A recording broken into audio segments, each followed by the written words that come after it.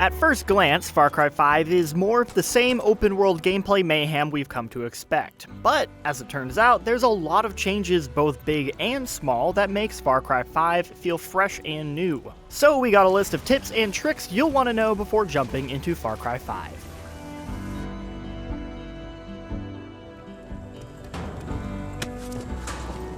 I know what you're thinking, and no.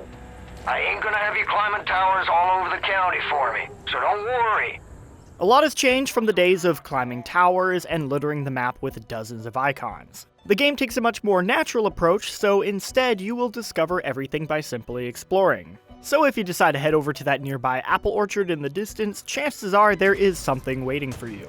The 3D map is detailed enough to see major landmarks and locations, making it easy enough to mark new areas to explore. Your binoculars are a useful tool in aiding your efforts, as you can use them to place a waypoint onto a location in the distance, similar to placing beacons or stamps in The Legend of Zelda Breath of the Wild.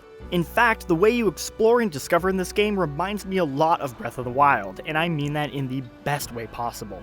So as you're traveling, keep an eye out. Road signs will reveal hunting spots, finding maps will mark nearby buildings for you, and always talk to NPCs who will tell you about nearby missions, outposts, and prepper stashes.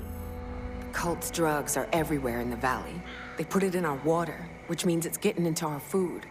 It all starts at the Green Bush fertilizer plant. So explore. Far Cry 5 is a game that wants you to live in its world. In replacement of the previous games where you'd be crafting to upgrade inventory or earning XP to earn skill points, all of this is now combined in the perk system. Completing challenges like a certain number of weapon-specific kills or animals hunted gets you perk points. So it's always a good idea to check up on your challenges every once in a while if you're looking for some upgrades. So what perks should you focus on? They're all good for different styles of play, but here are some general purpose ones useful for everyone. On the Survivalist tree, I would definitely put points into Harvest Master, which doubles your rewards from plants and animals, which is great for making money. I'd also invest in all of the health boost upgrades because this game is pretty tough, and on the base health, you go down real quick. The Repair Torch is a useful tool that lets you fix up vehicles, but you can also use it to open up a safe. On the Renegade tree, pick up the Parachute for when you need to make a quick escape off a helicopter, and the Wingsuit for when you want to enjoy the lovely Montana countryside. Both of these give you a lot more options in traversing Hope County, and they're just really fun to use, especially in combination with each other. For the Assassin tree, get Grapple so you can climb up grapple spots like in Far Cry 4, and Locksmith so you can open safes and doors without needing a key. For the Prepper tree, grab Journey Pack to increase your item inventory. Additional Holster gets you a 3rd weapon slot, and Weapons Collector gets you the 4th weapon slot. You'll find yourself wishing you could hold all manners of guns, so I recommend getting these as quickly as possible. Money doesn't just naturally accumulate as quickly like it does in previous Far Cry games, but you can still make a lot of money if you know what to focus on. Hunting and skinning animals is no longer needed to craft things like a new wallet, so it's mainly meant as a way to make money.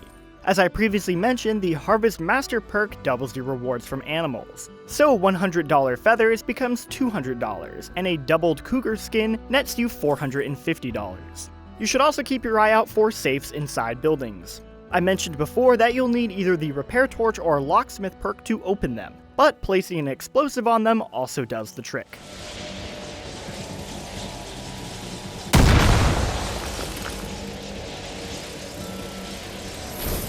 The last method is the Prepper Stashes. These are really cool side missions where you need to do some light environmental puzzle solving to get access to a pile of loot. Whether that's swimming across the river and shooting the lock off a door, or navigating a barn full of beehives.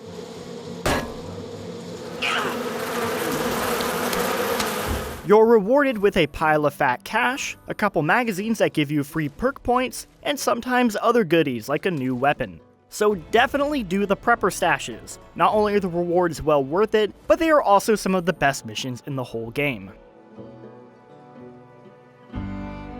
And speaking of missions, it seems Ubisoft has finally learned, because Far Cry 5 ditches their open world cookie cutter formula. For the first time, Far Cry has side missions, like proper, real-ass side missions with unique dialogue and gameplay for each one. You know, like video games used to have. You! Over here! Yes, you! you, right? Good. Help me! Snark aside, Far Cry 5 side missions are real good and well worth your time. From simple missions like saving people from drugged up bears, to letting cows have sex to Marvin Gaye music so you can chop off their testicles for the annual Testy Festy.